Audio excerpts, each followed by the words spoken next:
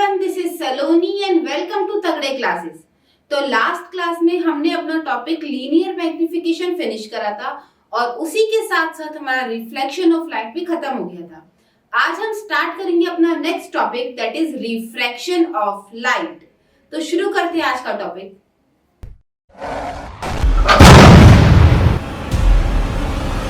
देखो, refraction of light जितना easy है उतना ही इंटरेस्टिंग भी है।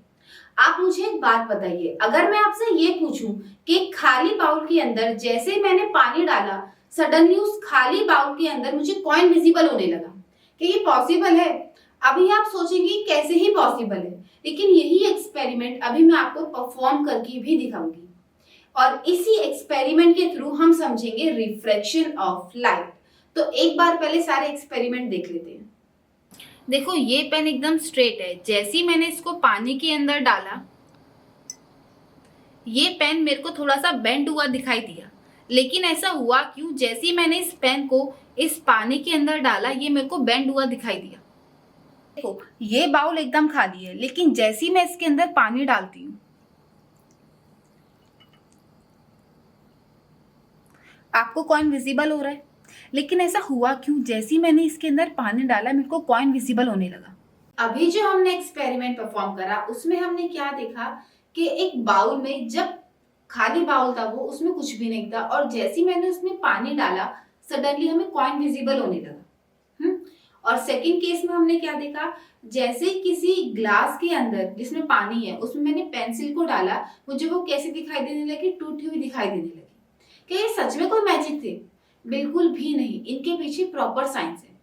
अब देखते हैं कैसे। देखो, हमारे पास पहले केस में क्या था, जैसे ही मैंने पानी डाला हमें कॉइन विजिबल होने लगा, और सेकंड केस में क्या था, जैसे ही मैंने ग्लास में पानी डाला और उसमें पेंसिल डाली, मुझे वो थोड़ी सी टूटी हुई दिखाई देने लगी। ऐसा क्यों? आप इसको समझते हैं। एक खाली शीट पे आपको समझाती हूँ मैं। देखो, पहले केस में मेरे पास क्या था, ये मेरे पास बाउल, इसमें पहले से ही खाली बाउल में एक कॉइन प्लेस था, और यहाँ पे कौन है? ऑब्जर्वर। ऑब्जर्वर मतलब कि हम जो इसको कॉइन को देख रहे हैं। ठीक है, जब इसमें पानी नहीं था, इस टाइम पे क्या होता है, इसमें से जितनी भी रेज निकल रही थी, ये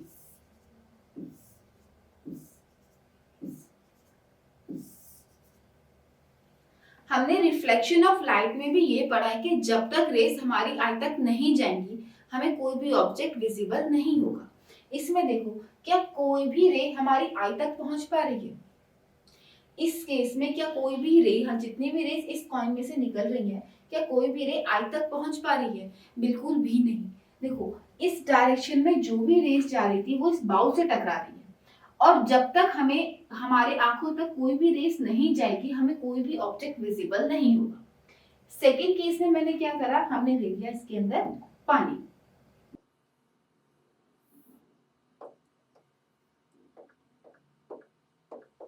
कॉइन अभी भी यहाँ पे ही प्लेस्ड है।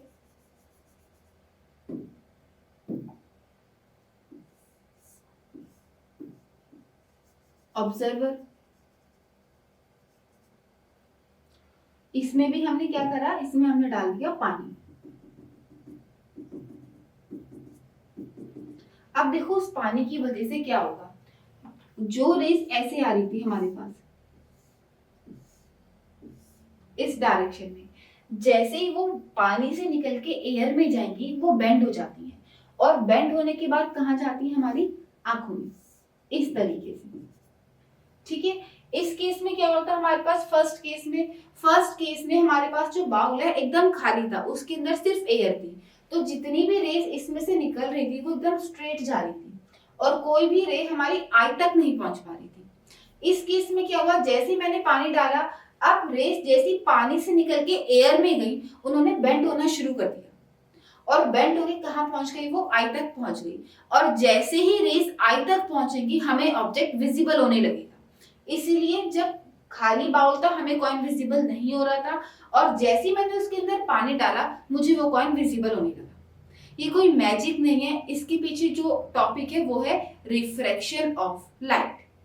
ठीक है, रिफ्रैक्शन ऑफ लाइट क्या होता है, जैसे लाइट एक मीडियम से, ये मीडियम 1, ये एयर का मीडियम 2, मीडियम 1 कौन सा है हमारे पास, वाटर, और मीडियम 2 हमारे पास कौन सा है, एयर। जैसे ही लाइट एक मीडियम से दूसरे मीडियम में जाती है वो बेंड हो जाती है, और इसी बेंडिंग ऑफ लाइट को हम क्या बोलते हैं, रिफ्रैक्शन ऑफ लाइट। ठीक है, हमने एक पेंसिल वाला भी एग्जांपल किया था, वो क्या था,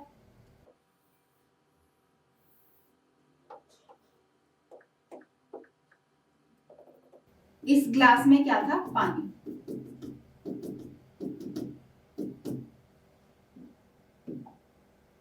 और इसमें क्या प्लेस थी, एक पेंसिल, और यहां से हम देख रहे थे। अब क्या हो रहा था, इसमें से जो रेस निकल रही थी,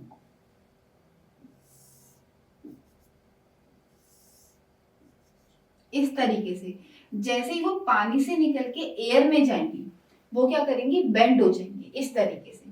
तो जैसे यहां से आएंगी वो इस तरीके से बेंड हो जाएंगी। अब हमारी आई को होता है इल्यूजन, हमारी आई को ऐसा लगता है कि जहां पे जैसे रेस यहाँ पे आई है ना हमारे पास, तो उसको लगता है कि एकदम स्ट्रेट आई है रेस, ये रेस बेंड ही नहीं हुई है। इस इल्यूजन की वजह से हमें लगता है ये जो पेंसिल का रेस यहाँ पे है ना, यहाँ पे ना होके पीछे मीट करवाती है इनको, यहाँ पे हमारी आई को ये इल्यूजन होता है कि इस पेंसिल का बेस यहाँ पे ना होके यहाँ पे है। इसी इल्यूजन की वजह से हमें ये पेंसिल थोड़ी सी बेंड या फिर टूटी हुई दिखाई देती है। ठीक है, दोनों केसेस आपको आ गए होंगे समझ में, इसके पीछे कोई मैजिक नहीं है, इसके पीछे क्या है, रिफ्रैक्शन ऑफ लाइट। पहले केस में हमने क्या देखा, जब पानी नहीं था, रेस, कोई भी रे हमारी आई तक नहीं पहुंच पा रही थी। सेकेंड केस में कैसे पहुंची हमारे पास, हमने क्या करा, पानी डाल दिया, पानी की वजह जैसे ही एक मीडियम से दूसरे मीडियम में लाइट जाएगी वो बेंड हो जाएगी। थर्ड केस में हमने क्या देखा, हमें ये पेंसिल टूटी हुई क्यों दिखाई दे रही थी, क्योंकि यहाँ से रेस जब निकली पानी से जैसी एयर में जाएंगी वो बेंड हो जाएंगी। इसी बेंडिंग की वजह से हमें क्या लगता है, हमें इल्यूजन होता है कि इसको पीछे मीट करवा दो रिफ्रैक्टेड रेस को, हमें ये इल्यूजन होता है कि इमेज जो है यहाँ पे बन रही है बेस की, ना कि यहाँ पे। इसी इल्यूजन की वजह से हमें ये पेंसिल थोड़ी सी टूटी हुई दिखाई देती है। देखो अभी जो हमने पढ़ा वो क्या था, जब भी किसी भी ग्लास में पानी था और उसमें हमने पेंसिल डाली, हमें क्या लग रहा था कि वो पेंसिल हल्की सी टूट चुकी है, फिर बेंड हो चुकी है। ऐसा क्यों लग रहा था, क्योंकि हमें इल्यूजन हो रहा था, हमें लग रहा था जो पेंसिल का बेस यहाँ पे है, यहाँ पे ना होके अब यहाँ पे है, इसलिए हमें इल्यूजन होता है, और इल्यूजन की ही वजह से हमें पेंसिल टूटी हुई दिखाई देने लगी। इस केस में क्या हो रहा था हमारे पास, जैसे ही कॉइन से रेस निकल के जा रही थी इस तरीके से, जैसे पानी को क्रॉस करेंगी वो हो जाएंगी बेंड, यहां से हम देख रहे थे ऑब्जर्वर। अब हमारी आई को क्या लगता है कि रिफ्रैक्टेड रे जहां पे आई है उसी को पीछे मीट करवा दो, और वहां पे मेरे पास क्या बन जाती है, इमेज।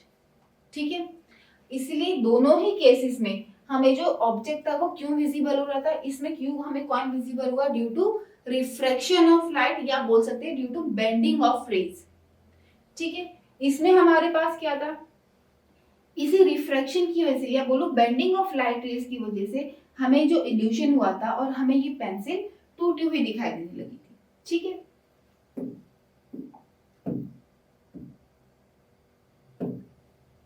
अब पढ़ते हैं what is refraction of light. Refraction of light is a bending of light rays when they pass from one medium to another।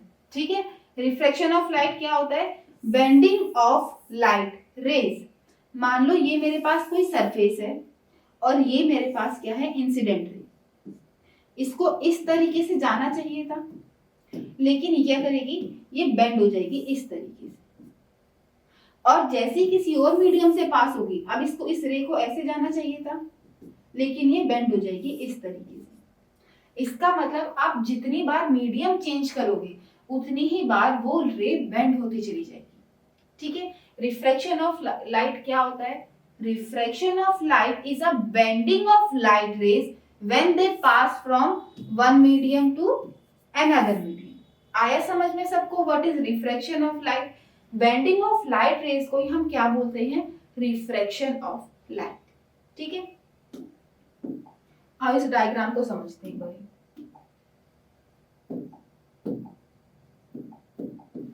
देखो ये मेरे पास क्या है? एक सरफेस। जो भी रे सरफेस को स्ट्राइक करती है उसको हम क्या बोलते हैं? Incident ray. उसके बाद हमारे पास आता है एक नॉर्मल।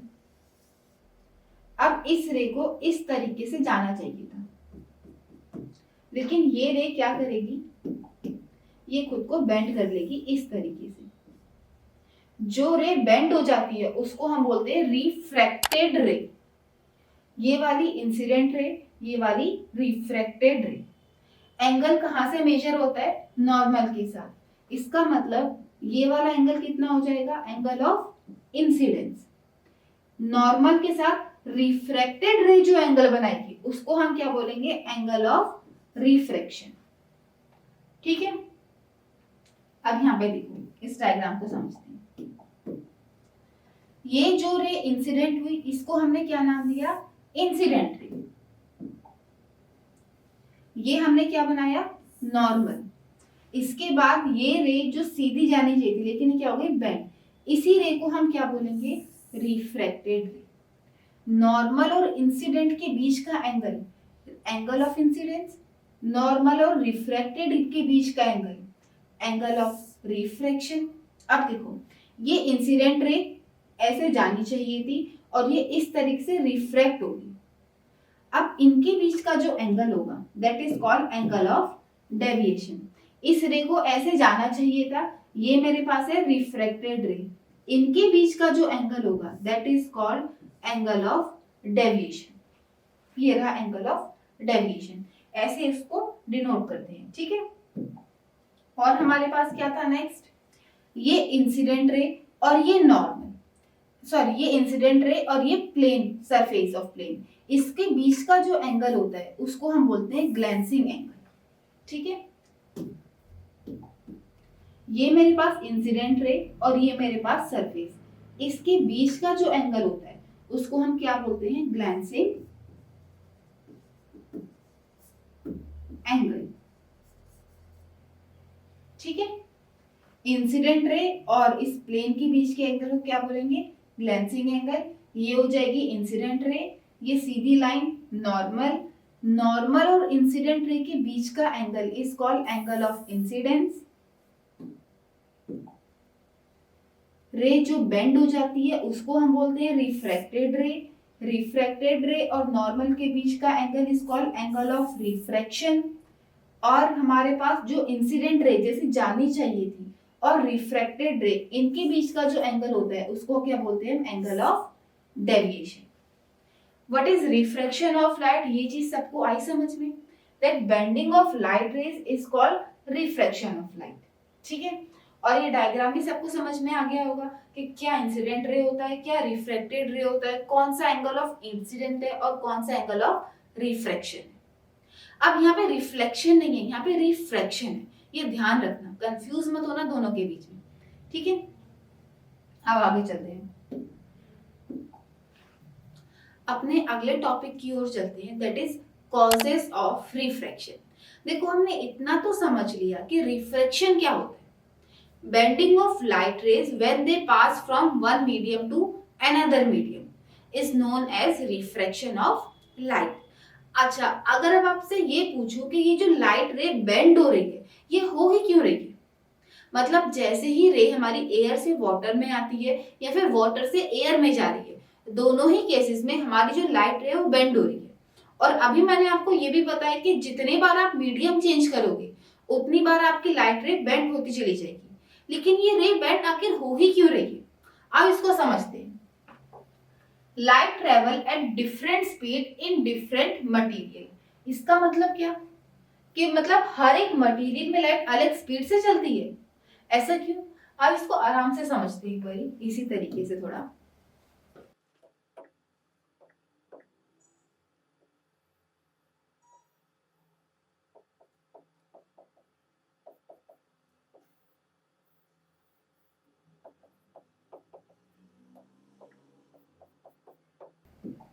देखो यहाँ पे ये दोनों ही इमेजिन करो कि आपके स्कूल के ग्राउंड है, ठीक है, और ये ए पॉइंट पे आप खड़े हो और बी पॉइंट आपका फाइनल पॉइंट है जहां पे आपको पहुंचना है, ठीक है। अच्छा, इस वाले केस में देखो, इसमें बीच में कोई भी इंसान दूसरा नहीं खड़ा हुआ, मतलब यहाँ पे ए पॉइंट, यहाँ पे बी पॉइंट। इस वाले केस में यहाँ पे बाकी स्टूडेंट्स भी हैं,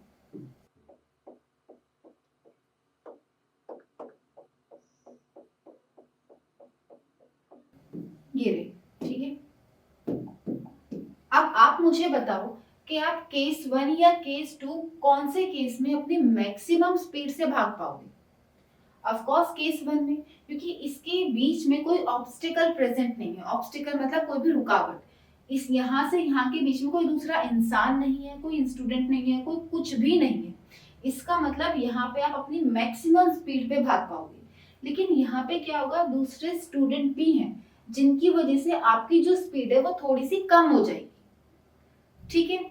जहां पे कुछ भी नहीं है वहां पे आपकी स्पीड मैक्सिमम, और जहां पे दूसरे ऑब्स्टिकल्स प्रेजेंट है वहां पे आपकी स्पीड थोड़ी सी कम हो जाएगी। अब इसको समझो मॉलिक्यूल्स के टर्म्स में।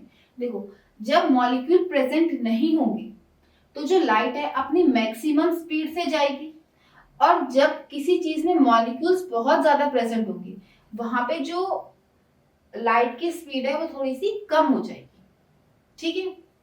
देखो, एक और वर्ड समझते हैं, वैक्यूम। वैक्यूम क्या होता है?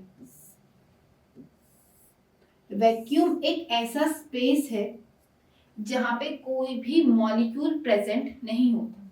मान लो ये लाइट ए, इसे पहुंचना है पॉइंट बी पे। वैक्यूम में कोई भी मॉलिक्यूल प्रेजेंट नहीं होता।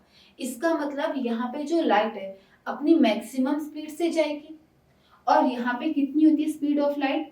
3 इंटू 10 की पावर 8 मीटर पर सेकेंड, जिसको हम डिनोट करते हैं सी से। आज की बात, आपको कहीं पे भी फिजिक्स में अगर सी दिखाई दे, उसका मतलब क्या? उसका मतलब होगा स्पीड ऑफ लाइट, ठीक है। कितनी होती है? 3 इंटू 10⁻⁸ मीटर पर सेकेंड। वैक्यूम में जो लाइट की स्पीड है वो मैक्सिमम रहती है, क्योंकि इसके बीच में कोई मॉलिक्यूल्स प्रेजेंट नहीं है। अगर मॉलिक्यूल्स ही नहीं है तो लाइट अपनी मैक्सिमम स्पीड से भाग पाएगी। बिल्कुल सेम केस जैसे आपके साथ था। अगर ग्राउंड में बीच में कोई दूसरा स्टूडेंट नहीं खड़ा हुआ तो आप ए पॉइंट से बी पॉइंट तक भागोगे अपनी मैक्सिमम स्पीड में। सेम लाइट करती है, ठीक है। एयर में क्या होता है?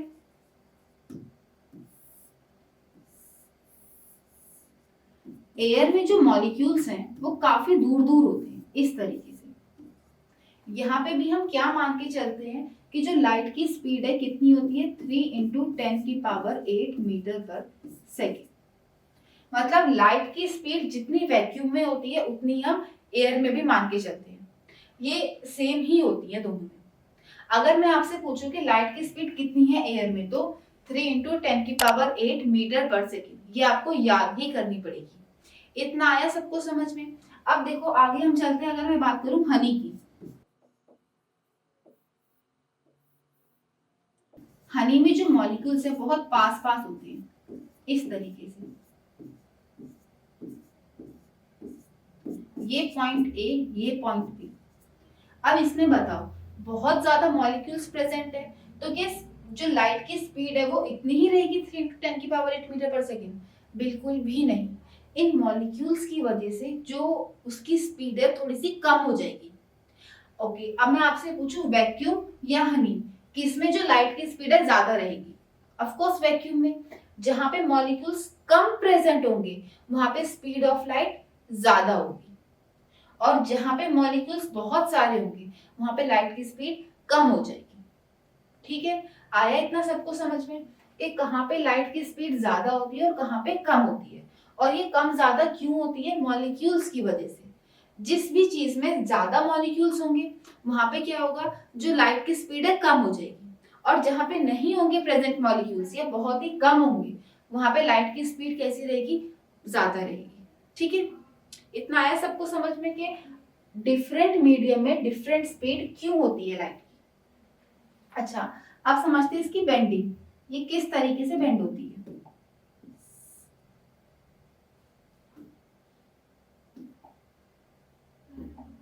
देखो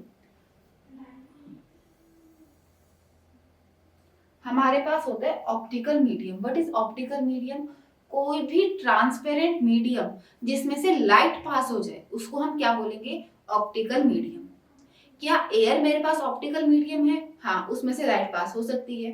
क्या अल्कोहल मेरे पास ऑप्टिकल मीडियम है? हाँ, उसमें से भी लाइट पास हो सकती है।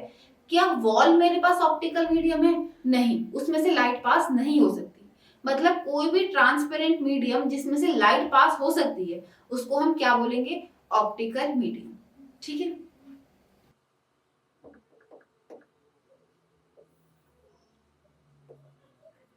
ये मेरे पास एयर,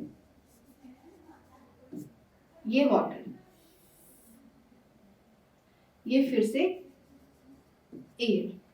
ठीक है। अब क्या होगा देखो, ये आई लाइट रे। अब मैं क्या ड्रॉ करूंगी इसके बाद? नॉर्मल।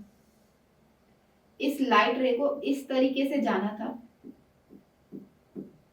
अब बताओ मॉलिक्यूल्स किस में ज्यादा होंगे, एयर में या वाटर में? सीधी सी बात है, वाटर में मॉलिक्यूल ज्यादा होंगे, इसीलिए उसमें स्पीड ऑफ लाइट भी कैसी हो जाएगी? कम हो जाएगी। ठीक है। अच्छा, आप इसको ऐसे भी समझ सकते हो, जो लाइट होती है ना उसको जैसे मान लो वो यहां से उसने चलना शुरू करा और वो यहां से लेकर यहां तक टी टाइम में पहुंची है, टी सेकेंड्स में। तो जब लाइट रे यहां से यहां ट्रेवल करेगी तब भी उसको कितना ही टाइम लगना चाहिए? T seconds. ना उससे कम और ना ही उससे ज्यादा। ठीक है। अच्छा, अब मान लो यहाँ पे मुझे पता है कि इसमें जो उसकी स्पीड है थोड़ी सी कम हो जाएगी। जैसे लाइट रे एयर से वाटर में आएगी उसकी स्पीड कम हो जाएगी क्योंकि यहाँ पे मॉलिक्यूल ज्यादा है एज कंपेयर टू एयर। अब जैसे जो लाइट है यहाँ से यहाँ पे आएगी उसकी स्पीड कम हो जाएगी। तो अगर वो सेम पाथ को फॉलो करती हुई जाएगी तो क्या वो टी सेकंड में पहुंच पाएगी? बिल्कुल भी नहीं, उसको ज्यादा टाइम लगेगा। तो जो पाथ है अपना थोड़ा सा छोटा कर लेती है। इसका मतलब ऐसे ना जाके वो थोड़ी सी बेंड हो जाएगी ऐसे। कहाँ बेंड हुई है वो? Towards the normal. ठीक है। जैसी लाइट एयर से वाटर में आई है वो किस तरफ बेंड हुई है?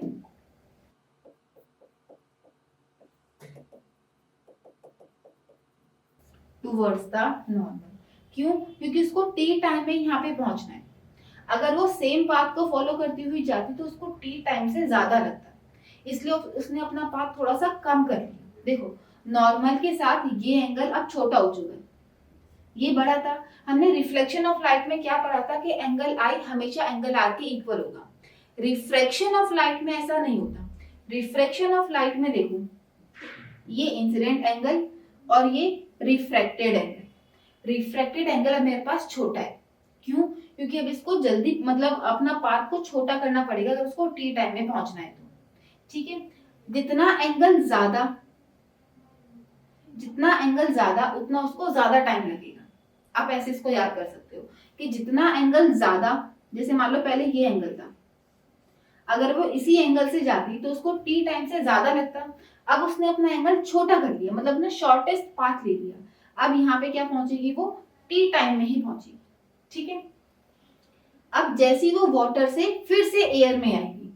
अब मुझे बताओ जैसे वो वाटर से एयर में आएगी उसकी जो स्पीड है कम होगी या ज्यादा होगी?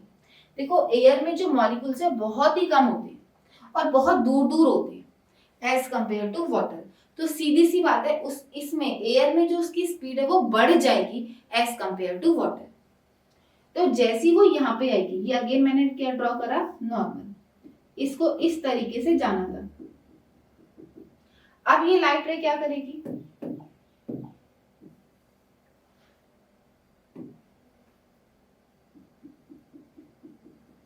इस तरीके से इसको आना था। अब लाइट रे को क्या करना है? यहां से यहां तक भी इसको कितने टाइम में पहुंचना है? T time. अगर यही वो शॉर्टेस्ट पाथ लेके आएगी, अब तो उसकी स्पीड बढ़ चुकी हो तो जल्दी पहुंच जाएगी, लेकिन उसको कितने टाइम में पहुंचना है? टी टाइम में ही उसको पहुंचना है। अब वो क्या करेगी? अपना पाथ थोड़ा सा लंबा कर लेगी। इसका मतलब वो कुछ इस तरीके से जाएगी। ठीक है।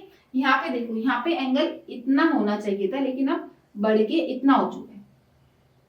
मतलब वो शॉर्टेस्ट पाथ से नहीं जाएगी, अब वो अपना लॉन्ग रूट लेके ही जाएगी। अच्छा देखो, अब इसमें क्या हुआ है, जैसे वो वाटर से एयर में आई है, यहाँ पे वो कैसे बेंड हुई है, अवे फ्रॉम द नॉर्मल। ठीक है, जैसी वो एयर से वाटर में आई थी तो टुवर्ड्स द नॉर्मल, जैसी वाटर से एयर में आई है तो अवे फ्रॉम द नॉर्मल। समझ आया?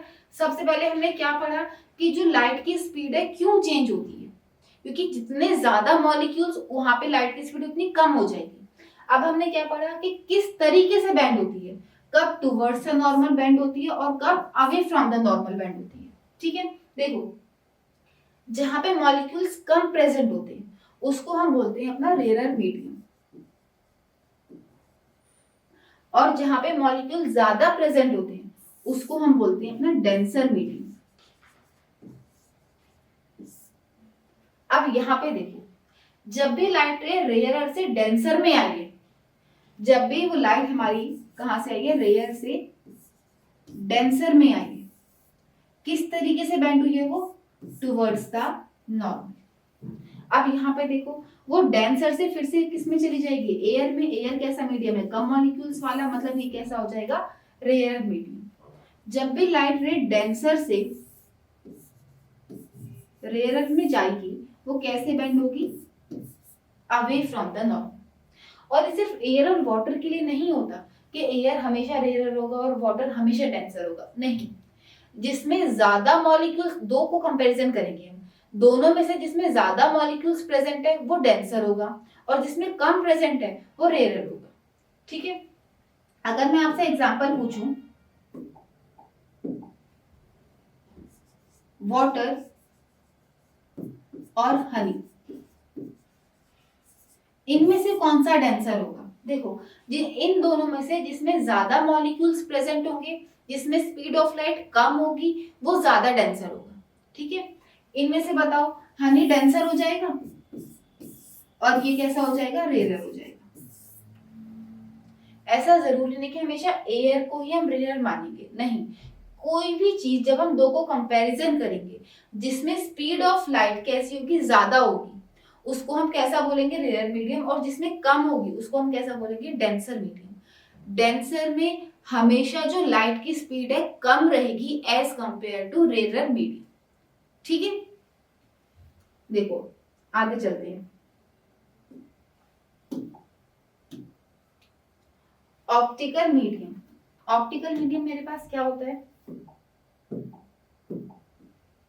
Any substance that allow light to travel through it.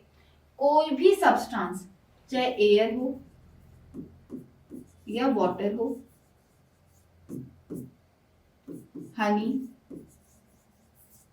या अल्कोहल या बाकी कुछ भी, ठीक है, कोई भी चीज जो लाइट को पास होने दे, इस तरीके से बेंड होने दे, उसको हम क्या बोलेंगे, optical medium. Optically denser medium कौन सा मीडियम होगा, जहां पे जो लाइट है वो कैसी, उसकी स्पीड कैसी हो जाएगी, कम हो जाएगी। A medium where light travel more slowly, कैसी हो जाएगी, उसकी स्पीड कम हो जाएगी, causing it to bend more when it enter from less dense medium.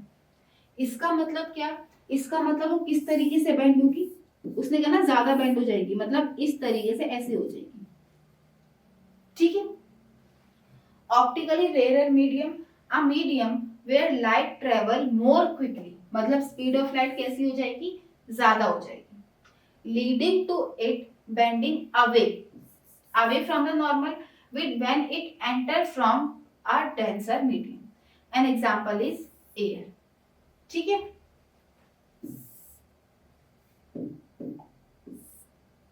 देखो डेंसर मीडियम, ये एयर, एयर को नहीं, आओ उसको समझते हैं, वाटर और हनी को, ये वाटर, ये हनी।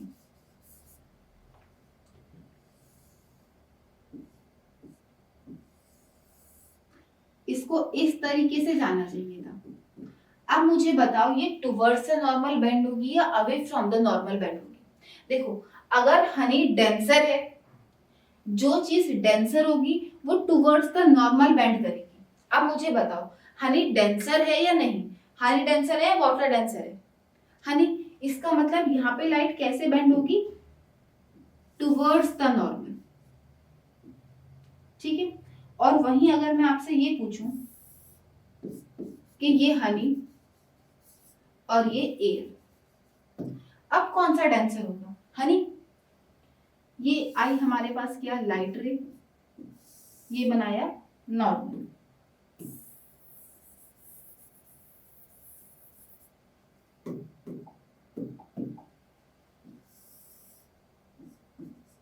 हनी, एयर, ये आई लाइट रे।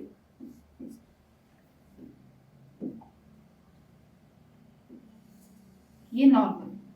अब इस लाइट रे को ऐसे ही जाना था इस डायरेक्शन में, लेकिन अब मुझे बताओ डेंसर कौन सा है, हनी या एयर? अभी भी हनी ही डेंसर है। इसका मतलब जैसी वो डेंसर से रेयर में आएगी वो कैसी हो जाएगी? Away from the normal. ठीक है, इस चीज को आप लिख लो।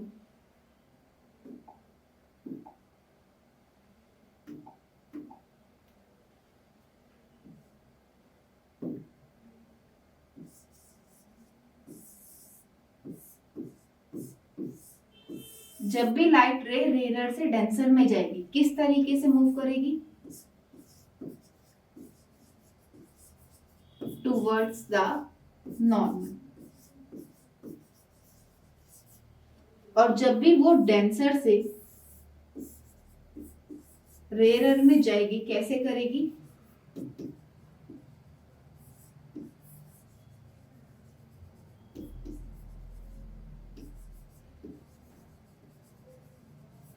Away from the normal. इतना आया सबको समझ में? इसको आप लिख लो कि जब भी लाइट रे डेंसर से रेयर में जाएगी अवे फ्रॉम द नॉर्मल, और डेंसर में आएगी तो टुवर्ड्स द नॉर्मल। इस तरीके से लाइट रे बेंड करेगी। ठीक है, आओ देखो जहां से शुरू करा था एक बार उसको दोबारा पढ़ते हैं। Causes of refraction, light travel at different speed. अब ये लाइन आ रही है समझ में? Light travel at different speed in different material. हर मटेरियल में लाइट अलग स्पीड से चलती है। ठीक है, when it move from one medium to another its speed changes. जब भी लाइट रे एक मीडियम से दूसरे मीडियम में आएगी उसमें क्या होगा? उसकी स्पीड में चेंज आएगा। ठीक है, यहाँ पे देखो मैंने आपको कुछ एग्जांपल से बताया था। अगर लिक्विड की मैं बात करूं और गैस की बात करूं, इनमें से किसमें स्पीड ऑफ लाइट ज्यादा होगी? गैस में, इसके बाद लिक्विड में, और इसके बाद सॉलिड में। ठीक है, सबसे ज्यादा किसमें रहेगी? गैस में, देन लिक्विड। जिसमें मॉलिक्यूल ज्यादा प्रेजेंट है उसमें कम हो जाएगी स्पीड, और जिसमें बहुत ही कम प्रेजेंट है उसमें ज्यादा हो जाएगी स्पीड। ठीक है, आया आपको समझ में? आप कुछ एग्जांपल्स और पूछती हूँ आपसे।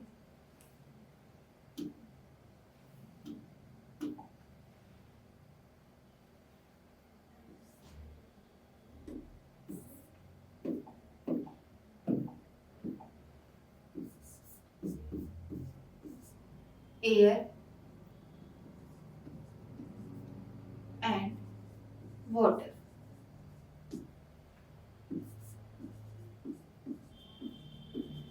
Vacuum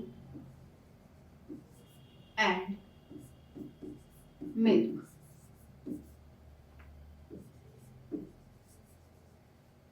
water and honey. अब आप मुझे बताइए कि फर्स्ट केस, ये सेकंड, ये थर्ड। पहले केस में से कौन सा मीडियम डेंसर होगा? किसमें मॉलिक्यूल ज्यादा प्रेजेंट है, एयर में या वाटर में? वाटर में, मतलब ये कैसा हो जाएगा? डेंसर।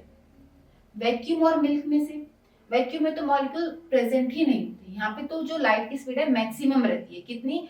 3 × 10⁸ मीटर पर सेकेंड। इसका मतलब इसमें भी डेंसर कौन सा है? मिल्क। इसमें वाटर और हनी में से देखो मॉलिक्यूल्स तो दोनों में होते हैं लेकिन हनी में बहुत पास पास होते हैं, इसका मतलब ये हनी कैसा हो जाएगा, डेंसर हो जाएगा। ठीक है, यहाँ तक सबको समझ आया। देखो हमने क्या पढ़ा, हमने रिफ्रैक्शन पढ़ा और हमने क्या पढ़ा, कॉजेस ऑफ रिफ्रैक्शन। अगली क्लास में हम पढ़ेंगे रिफ्रैक्टिव इंडेक्स और कुछ न्यूमेरिकल्स भी सॉल्व करेंगे। ठीक है, मिलते हैं फिर अपनी अगली क्लास में।